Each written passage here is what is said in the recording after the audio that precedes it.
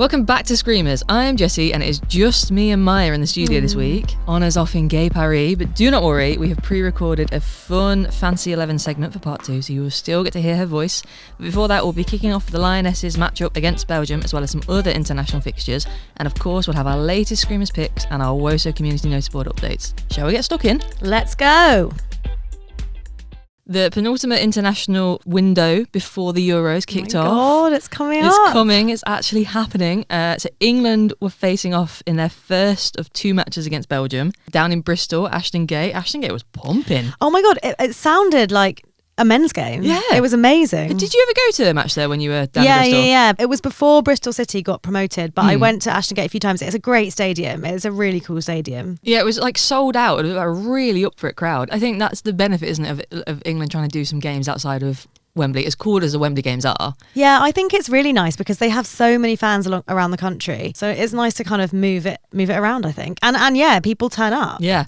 I mean, there was one Mexican wave about 5 minutes in. I was like, oh, God, here we go.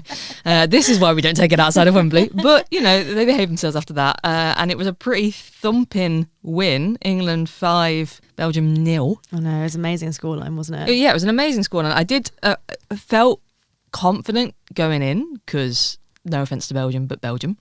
Yeah.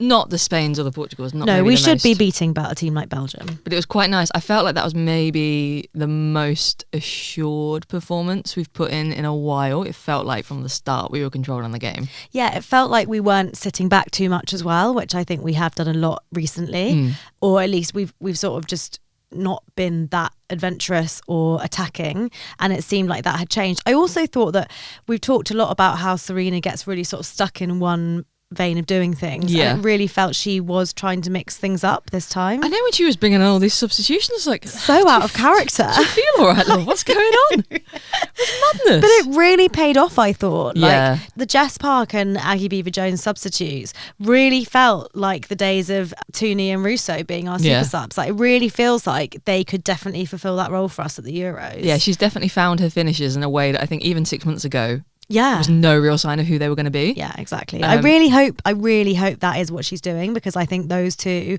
really turned the game around, and they really are, like we've said before about Jess Park, she's really creative and she makes stuff happen. And Aggie Beaver-Jones is just hungry. Yeah, I think they both are. Like you bring them both on because they know they're probably not going to be in the starting lineup.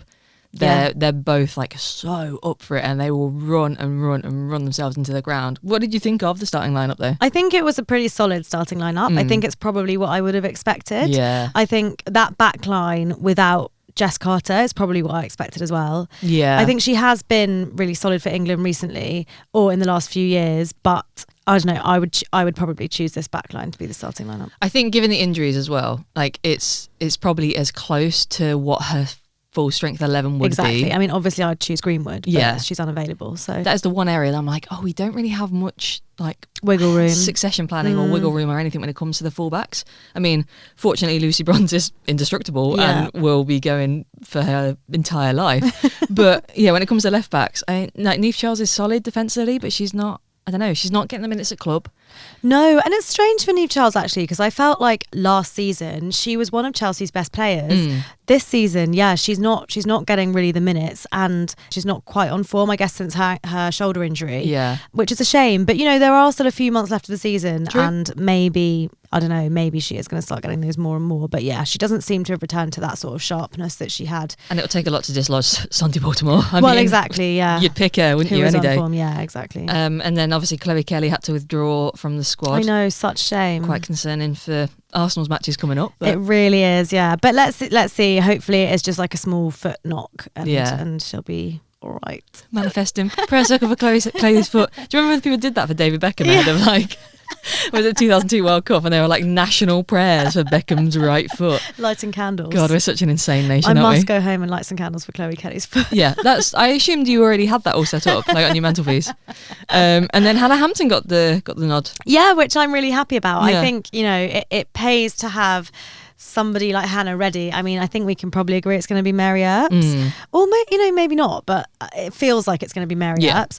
But I think in games like the Belgian game, it's really great to like make sure Hannah is getting those opportunities so that she has the experience of playing it. And I think she does play really well with that back line. Yeah. Like obviously she's at club with Charles and Bright anyway, but I thought she played well. It does feel like we're really just building an England team. It's like club connections. There's a pocket of Chelsea players who want to play together. There's a pocket of Arsenal players who want to, because I mean, like the Mead Russo hookup was working so well. And then there's just, unfortunately, the United midfield maybe didn't work brilliantly. I love Toon, but she's just really not imposing herself on England games at the minute.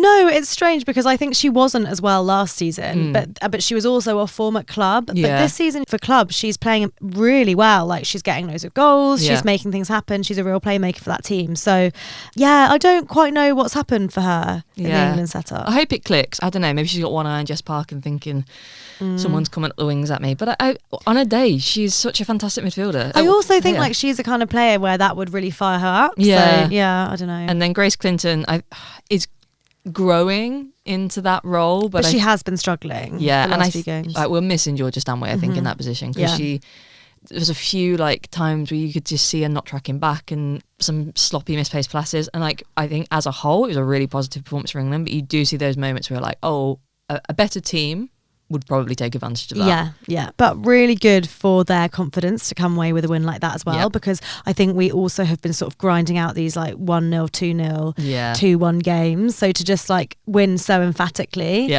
as we're getting so close to the big tournament, I think is really good for their confidence. And also I'm glad that some of the young uns got goals, because it did feel like it might just be the senior citizens scoring. Lucy Bronze and Millie Bright opening it off. I mean, Millie Bright, I was like, are you going to go through that post to get that ball? You absolute madman. She's going for the Nations League Golden Boot again. Well, I mean, she should just rack them up on, Euros, World Cup, let's just have her winning them all. But debut goals for Kira Walsh. I know, on her 83rd cap. Taking her time, actually. They kept saying that on comms, though, like, I can't believe Walsh hasn't scored. It's like, do you watch her play? Yeah, exactly. I was like, that's not really her role in the team. Like, it's not like, oh, how awkward that she's so shit that she hasn't scored. I was like, that's not actually really what's been happening. That's not what she's there for. And she just, when she does shoot, they're like long range shots. Like it's not like Russo not scoring really. But I was so pumped for her, and like how excited everybody else was. Yeah, it was so nice. I felt really sad actually that Georgia Stanway wasn't there purely for like that little celebratory moment. Like you needed the three best friends and Lucy there to celebrate.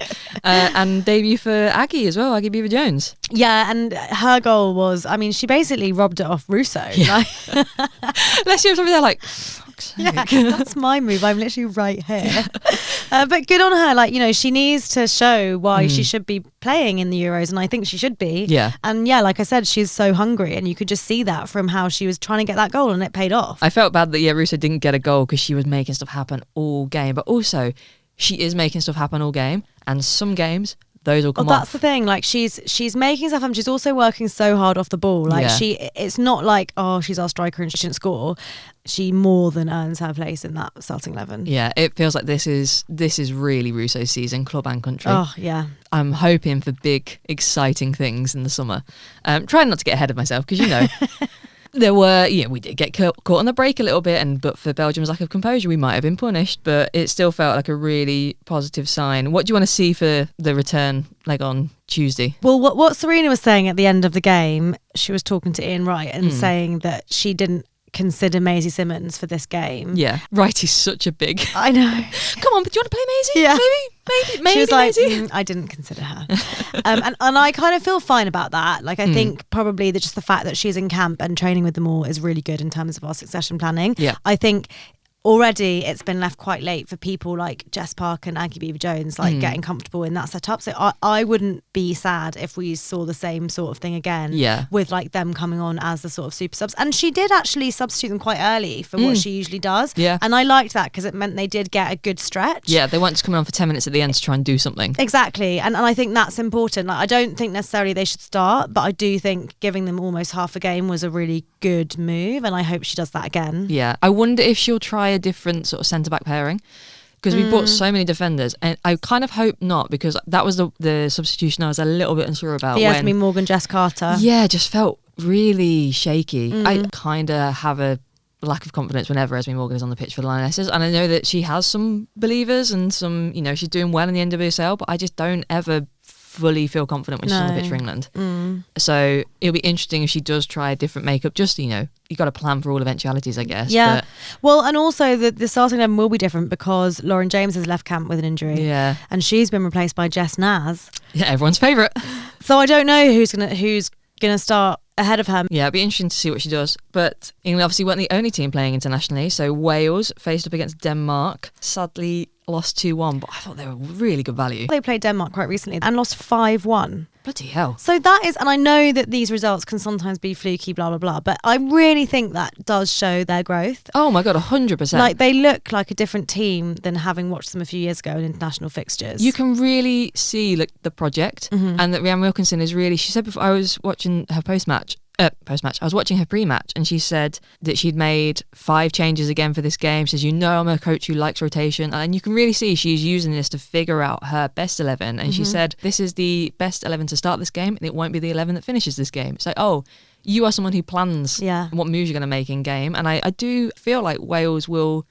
They're not just going to the Euros to participate. They're going to give it a really good go. Yeah. Like not starting Jess Fishlock and being like, this team is more than just Jess Fishlock, as amazing as she is. Yeah. We have people like Kerry Holland has played every position, I think, on that field recently. She scored Wales. an absolute belter as well. Oh, God, what a goal Great that was. goal.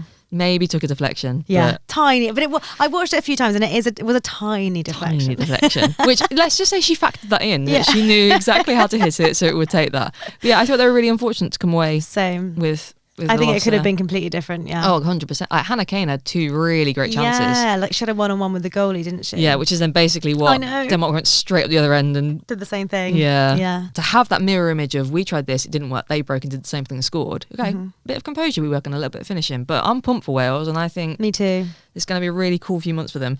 Less excitingly, less fortunate and positive, Scotland had a not very good time with Germany. This was not the scoreline I expected to see. No. When because I didn't watch it live, and when I looked at the scores, I was shocked. So Scotland lost 4-0. Yeah. And when you look at their 2 starting lineups, maybe I would have backed Germany because internationally they just do have a better record. Yeah. But like we were saying last week, Scotland have some great players. Yeah. Like this scoreline is not reflective of where they should be. No. It feels like they just never quite hit what they should be with some of their parts. No. Like, it never really comes together. And there was a really interesting, I can't remember who wrote it, it might have been on BBC Sport, that they were so good in the B League of Nations League, smashed it, undefeated, scored loads. And in the A League, it's almost like they need like a A-minus league, because I think they're at that point of that journey where they wouldn't be getting anything from playing that one tier down, but this is just too much of a step up. Just a bit beyond them. They were just getting absolutely terrorised, really, by just like Linda Dallman and Leah Schuller, like that pair from Bayern Munich just were carving them open again and again and again, and they weren't able to defend them at all. Yeah, it wasn't a hugely varied attack each time. No, it was pretty much the same. Yeah, couldn't prepare for it. Yeah. Germany looked terrifying, so I'm quite worried about them. They did. Yeah, but it's hard to know whether they looked terrifying because Scotland just weren't able to defend. Yeah. But yeah, I feel the same. I was a bit like, oh God. And that is a double header. So the Scotland will be going out to Germany to play them again. So for that more punishment. could be pretty bleak. Elsewhere, there was a big European matchup of Spain-Portugal, which ended Spain 4, Portugal 2. I saw a goal in the dying minutes of the game, wasn't it, to really wrap it up? I mean, Spain looked good as usual, really. One of the Portugal goals was a massive catacomb mistake, basically. So, I mean, the scoreline could have been 4-1, really. And their other goal was a penalty. Oh. So... okay, not super promising for Portugal then. And 2 of Spain's goals actually had been saved, and then they scored them on a rebound. Yeah. Sort of like messy saves. Yeah. So that was really unlucky, but also just shows that like you just can't be making those types of mistakes. You can't let the ball go after you've made a save with Spain there. Yeah. They react so quickly. It's like insane. Every player on that team is just always on their toes. It looks like they're playing in fast forward. Yeah. It's crazy. God, they are terrifying. So they are another team to be unfortunately terrified by. So just going through all of the various teams in the Euros. Yep, scared of. At least they're not in our group. True. We'll just, That's a small mercy. We'll meet them in the final. It'll be fine. And then the last game that I watched actually was USA Brazil. Oh, yep. Which was actually a really good game. Yeah. And I think sometimes we think about Brazil because the men's team is so amazing. We kind of forget that the women haven't had that investment necessarily. And they have some really amazing individual players. But watching those 2 teams this week, it was just so obvious that the USA team have like such a big program behind them, and they build as a team and they play as a team. Like, it just was such a good team performance. They have that structural stuff behind them, whereas you're right, it's been like the martyrs and the it's just like they've relied on some like players of a generation in Brazil to carry them through. But so the USA won that 2-0, and there was like a gorgeous Trinity Rodman, really well worked team goal actually, where Alyssa Thompson like cut in, brought the ball down the pitch, and then laid it off to Trinity Rodman, who did a gorgeous strike. I loved her celebration as well, because she's only just back from injury and doing they call your ambulance, but not for me. Apparently she said after the game that the medical staff at half time said to her, like, we genuinely thought you'd really hurt yourself. Can you not do that? It was really funny.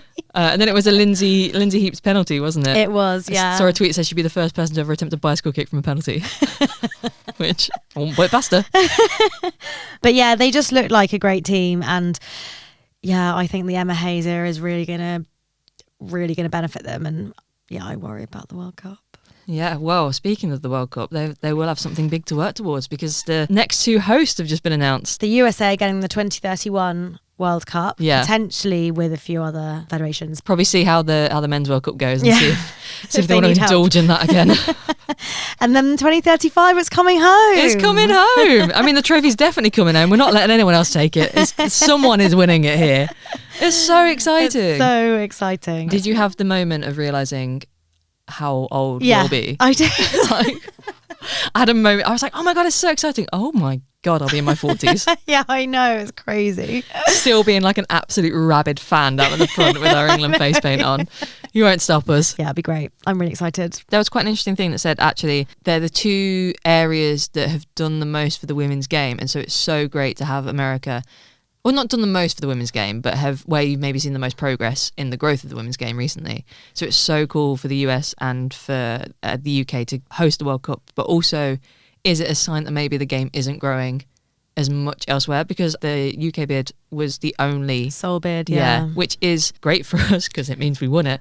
But it is quite sad that nobody else, I guess, wants to host a Women's World Cup, especially after how good it was in Australia. Exactly. I thought they had record TV audiences for that. When I saw that, I thought it was a shame too. Because here I know that women's football is the biggest growing sport, but it just kind of smacks of the people who have the money and control that, the finances, just still don't believe it and are not kind of on board. Yeah. So hopefully that will start to change. And I think, because, maybe it's competitions like Champions League that will do it. But yeah, it's coming home.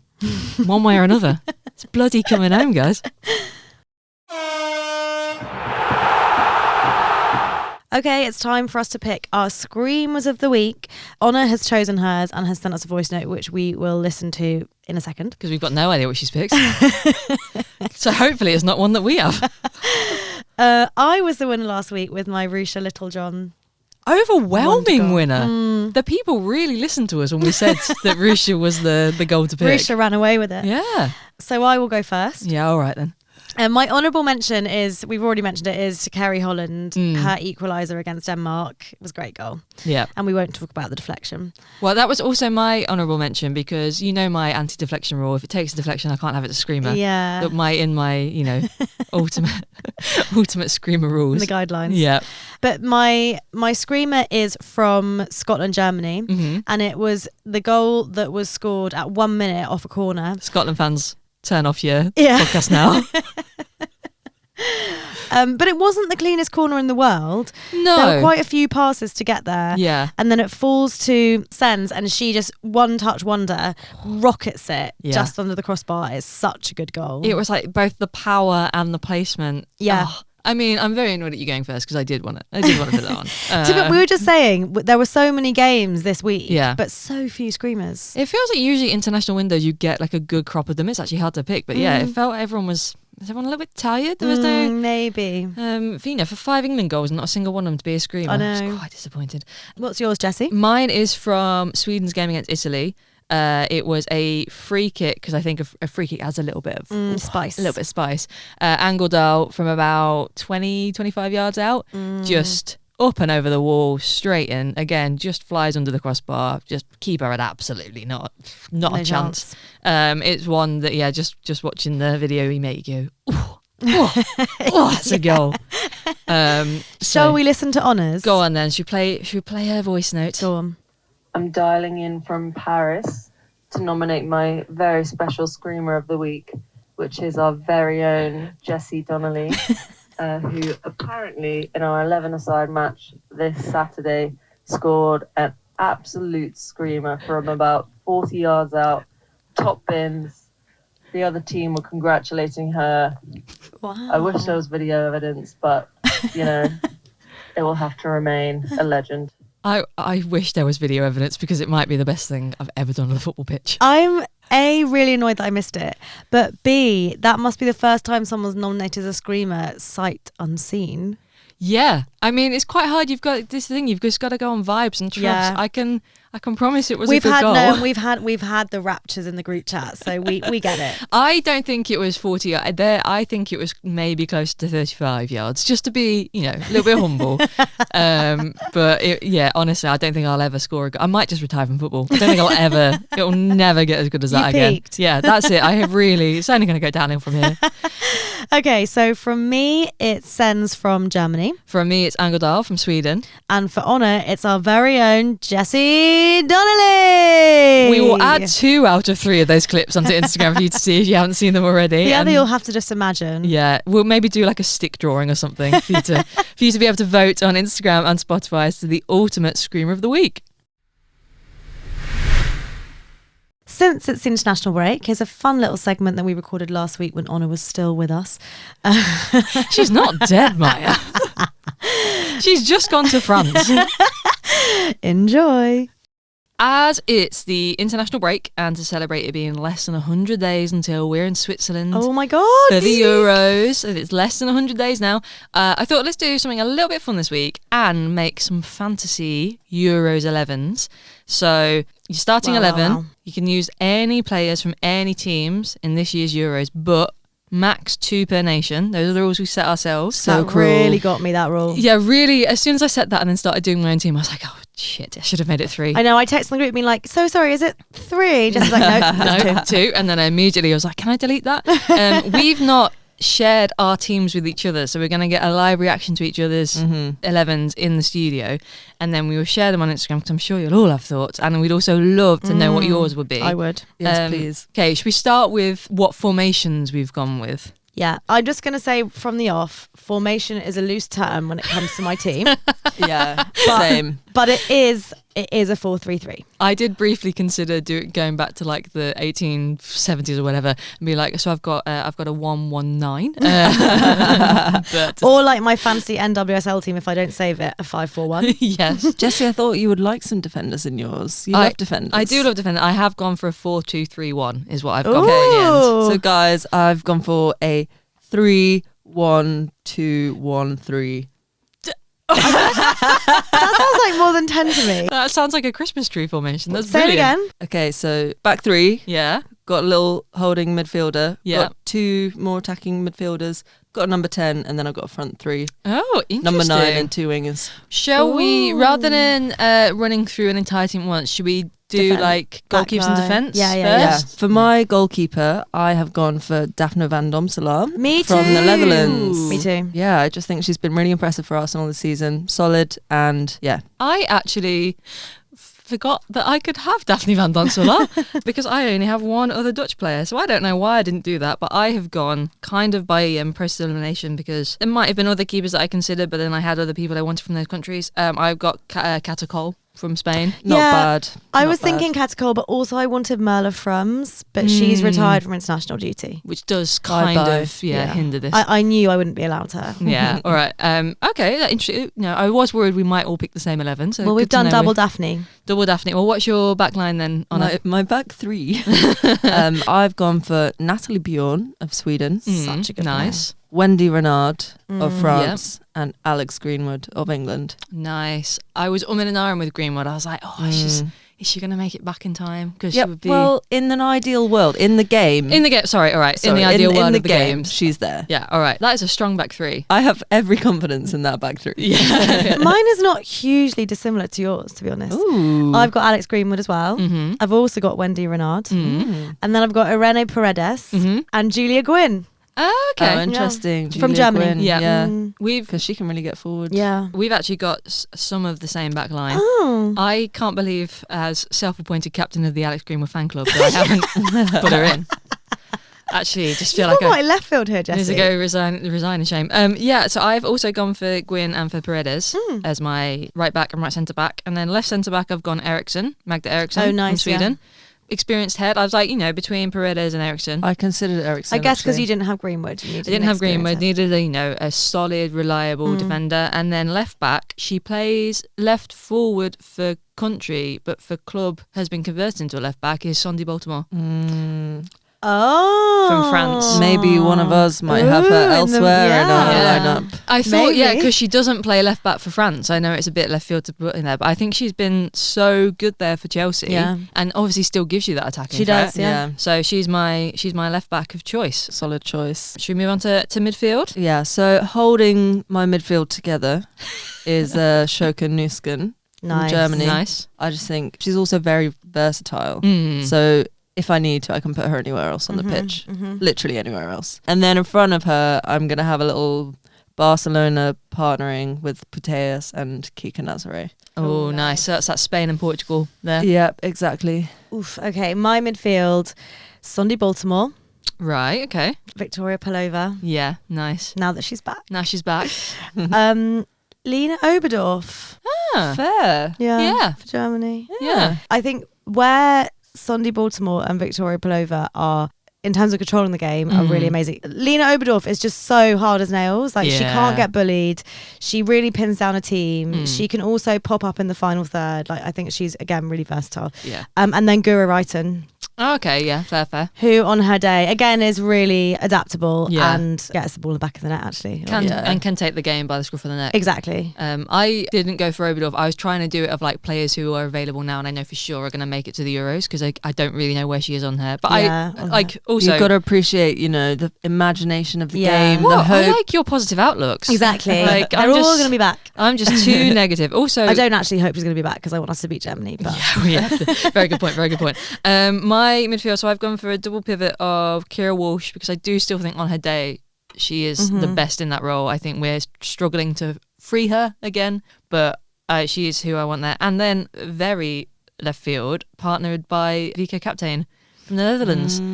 Again, I don't know where this Chelsea bent has come from me. we've all got quite a lot of Chelsea players. Yeah, haven't I've we? got a few. Yeah. It's But I hard like- not to, guys. Yeah. They're all so good. They're also, and I think she does Pelova is also fantastic at that kind of playing the ball off and like holding it and winning the back ball retention. But I think Kaptein, just her ability to crash the box as well. Yeah. And then I guess makes sense to move forward into my 3. Go 4, 2, for 3, it. 1. So I've gone left wing Clara Ball from Germany. Nice. Just nice. watching. She was on my radar. Yeah, watching the crosses she pings in. It's amazing.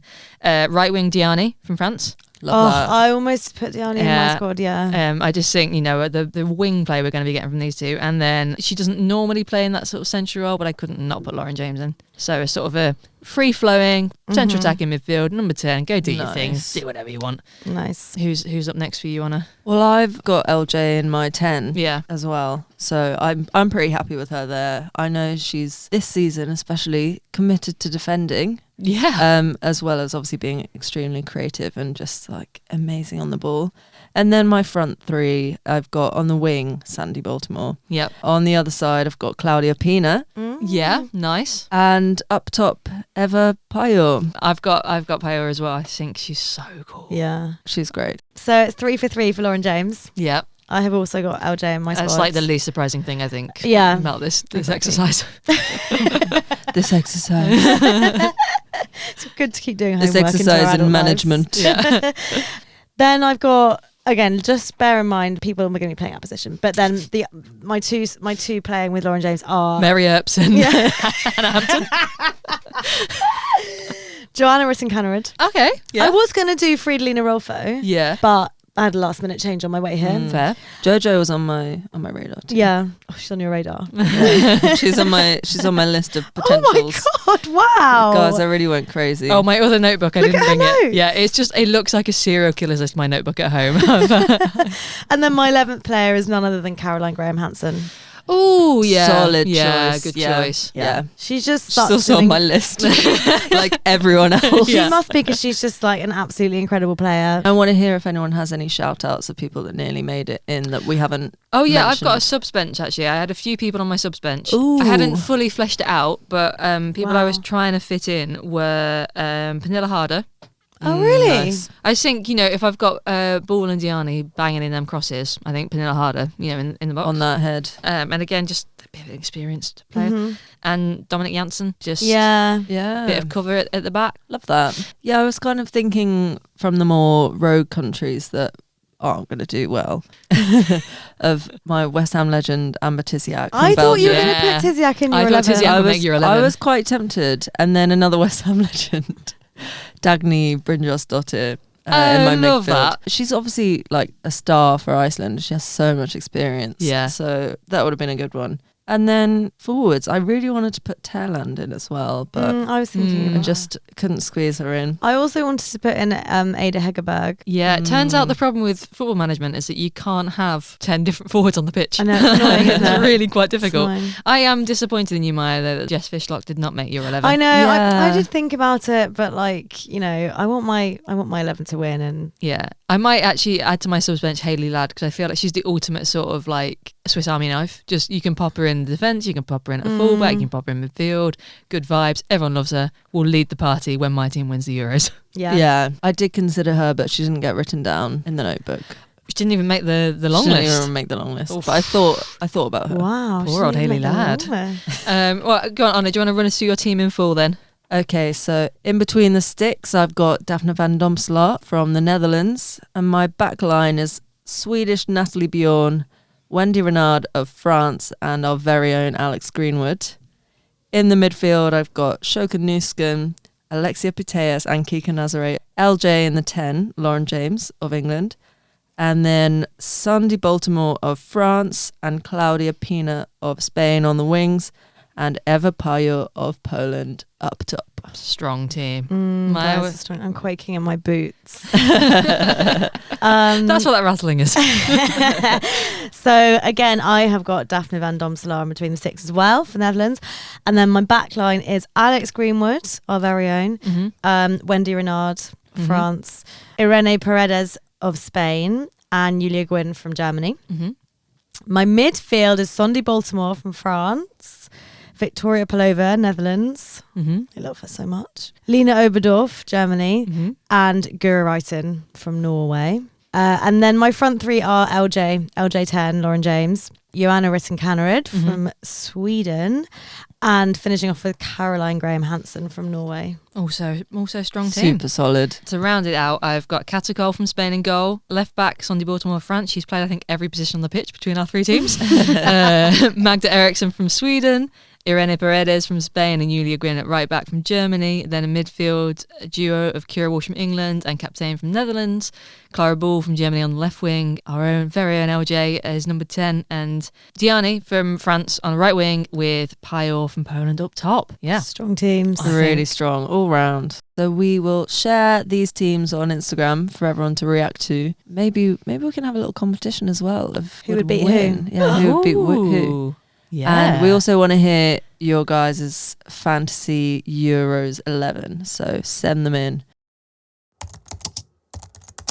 Shall we check in on the Woso community notice board? Maya, have you got anything to add? I have. One is that I saw this week that Gotham have banned the supporter who was making misogynistic and transphobic remarks at Barbara Banda at a game recently and revoked their season ticket. Yeah. Because they used hateful language towards Barbara Banda. And I just wanted to shout it out because there's been a league-wide investigation as well as a club investigation. And I think they've acted really fast. Yeah. And I think that's really good. Like I'm not sure if there has been one since people were doing a similar thing in the UK outside the League Cup final. Yeah. Again, about Barbara Banda and general transphobia in our game.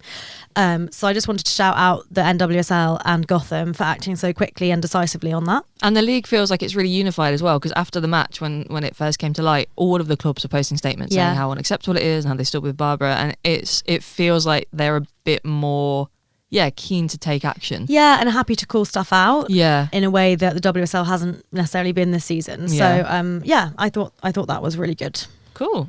Mine is significantly less serious. Did you see that Mary Epps and Katie Zellum were on Celebrity Pointless? I did not. Yeah, they were on the most recent episode, but it also must have been filmed about 18 months ago. Yeah, Katie Zellum lives in Los Angeles now. Well, they both introduced themselves as Man United players. Oh my God. That's how long ago it was filmed.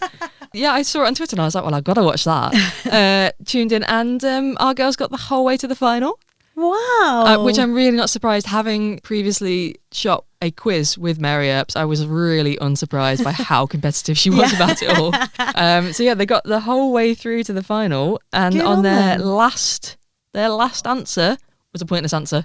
Oh, So they won the money for charity as well. amazing. But it was I'm going to watch it. It was really good. I shouldn't have spoilt it then, should No, I? I know, because now I won't be tense. But I'll watch it anyway. Go back and watch it anyway. It was still very good vibes. And obviously they addressed, I wonder if Mary Epps is sick of being asked about the dancing on the table. Oh, yeah. Because that was... God, that's a while ago now. I know, If it but- was me, I'd be like, guys, go. Yeah, I've done other things, Yeah. guys. I am like a world-class goalkeeper. That's not all I'm known for. You got anything else you want to put on Noticeboard? So I watched a bit of the Greece Island game. Yeah. And afterwards I was watching a few of the post-match interviews, and your very own Leanne Kiernan, Yep. she revealed that when she was younger and she got her confirmation money, then they asked her what she spent it on. Any guesses what she bought with her confirmation money? Something football related? No. No. Okay. All right. Something, is it like insane? Yes. God.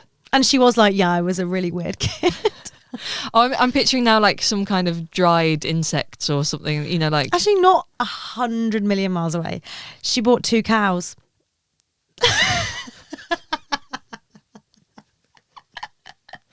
I think I could have sat here guessing for an hour.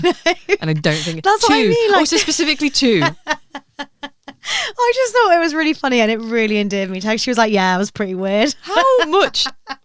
Who knew? How much do cows cost? I have no idea. How much money do you get for your confirmation? Also, one of my follow-up questions is, were they alive, or did she do that thing that you sometimes see American families on TikTok doing, where they buy a whole cow to feed them for a year, and then it gets delivered in a huge freezer box, and it's like 200 burgers, 200 steaks, 200 roasts? Surely no Which was child it? is buying like freeze-dried, vacuum-packed meat. Okay, but what child's buying 2 live cows? I think that's if we're ranking it in terms of feasibility, I think that's a bit more normal.